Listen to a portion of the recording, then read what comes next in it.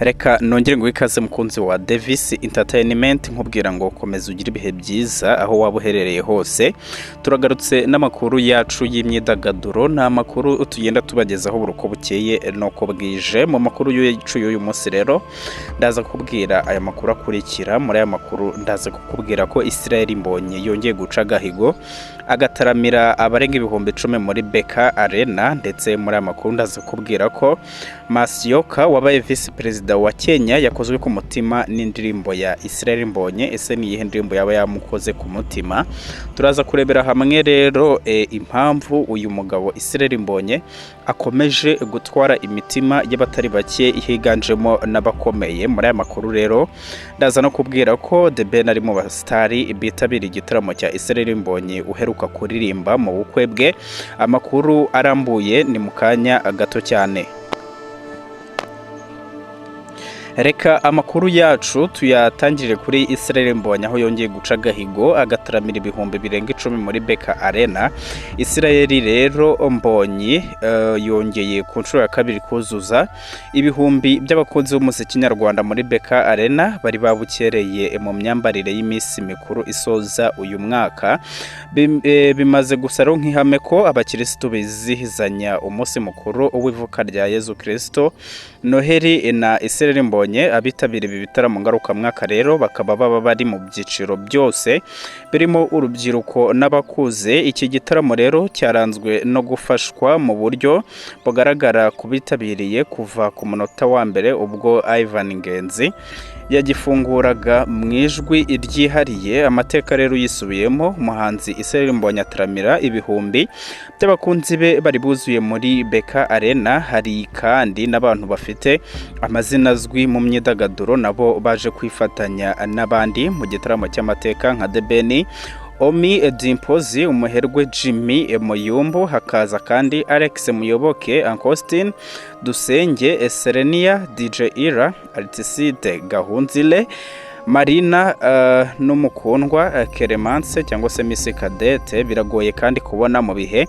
bisanzwe umunezero n'akanyamuneza mu bafana nk'ibyaranze abitabiriye iki igitaramo. Ibyamamare mu ngeri zitandukanye rero byaje gushyigikira uyu muhanzi w'umunyabigwi. Nyuma ya Ivan Ngenzi wabanje gususurutsa abitabiriye, Israel Mbonyi yinjiriye mu murishyo w'indirimbo ya Noheli, ubundi azamura ijwi rye muri nk'umusirikare yashyize hanze tariki ya 5 Kamena 2023, maze abantu bose basingiza bahamya ko bambariye urugamba rwo kwagura no gutuma ingoma y'Imana ishinga imizi. Uyu muhanzi rero yakomeje aririmba ijambo kurindi n'abakunzi be yaratwimanye imaze umwaka urenga ikubiyemo rero amagambo ameze neza. Akurikizaho yitwa Ndashima abantu barushaho kunyurwa. Agiye kuririmba rero iyo yisebaho asobanura ko afitanye amateka nayo kuko ashingiye ku nkuru mpamo y'inshuti ye yarirwaye baramwandikiye ko atazakira ariko ubu akaba yarakize. Israel Mbonyi rero yashimangiye ko umuziki wo kuramya no guhimbaza Imana ari wo yaremewe gukora. Igice cya mbere cya Israel Mbonyi cyaranzwe n'ibihangano bitandukanye. Yinjira mu gice cya kabiri mu ndirimbo izina riryoshye ya Rehoboth Ministries, akomeza aririmba indirimbo ziganjemo iz'igiswahili amaze iminsi ashyira hanze mu buryo buteguritse neza, ahagaze rwagati mu bakunzi biwe. Ubuhanga bwa Israel Mbonyi rero bukaba butari gusa mu buryo yandikamo nubwo aririmbamo, ahubwo iyo bigeze mu bitaramo uburyo atondekanya ibihangano bye bituma asoza abantu bakifuza kumwumva. Indirimbo rero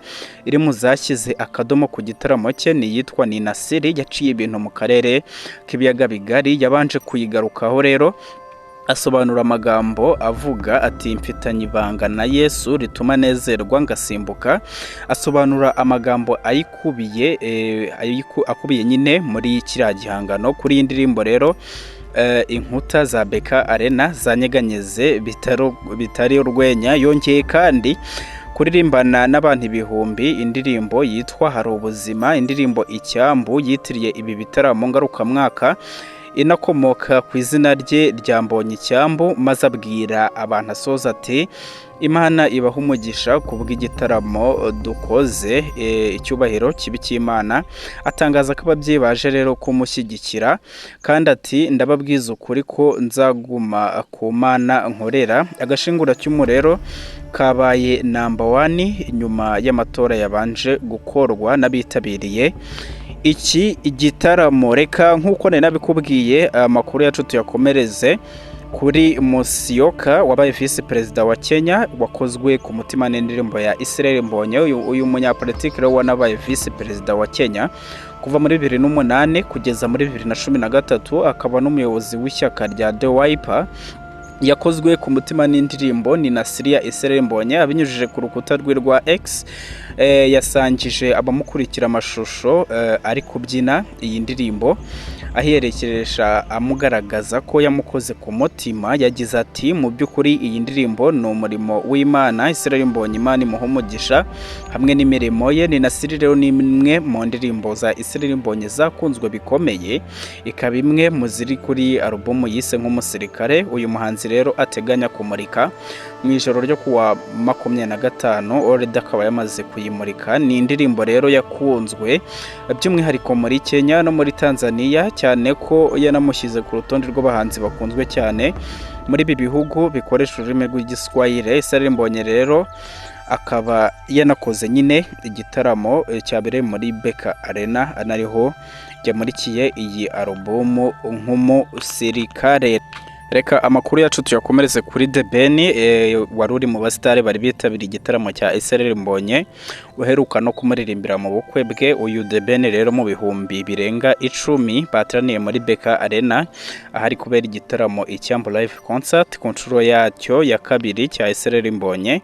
Ibyamamare bitandukanye byaje kwifatanya na Israel Mbonyi mu gitaramo cye cyabaye mu ijoro ryo kuri wa mbere tariki ya 25 Ukuboza 2023. Muri abo harimo rero na The Ben, umuhanzi umaze iminsi mu nkuru nyamukuru z'imyidagaduro bitewe n'ubukwe bwe n'uw'icyeza Pamela. Uyu muhanzi kandi uheruka gushyira hanze indirimbo nshya ni Forever, yifashishijemo umugore we, nubwo ku mugoroba wo kuri uyu wa 25 Ukuboza 2025 yavuye kuri chaîne ya YouTube y'uyu muhanzi. The Ben yitabiriye iki gitaramo cy'amateka nyuma y'uko Israel Mbonyi amutunguye akaririmba mu muhango wo gusaba no gukwa kwe kwabaye ku itariki ya 15 Ukuboza 2023 kuri Traria Garden. Israel Mbonyi kandi ari mu bahanzi bitabiriye ibirori nyine by'ubukwe bwa The Ben na Pamela tariki ya 23 Ukuboza 2023 muri Kigali Convention Center. Reka nkubwire ngo wabanye natwe muri aya makuru yacu y'uyu munsi.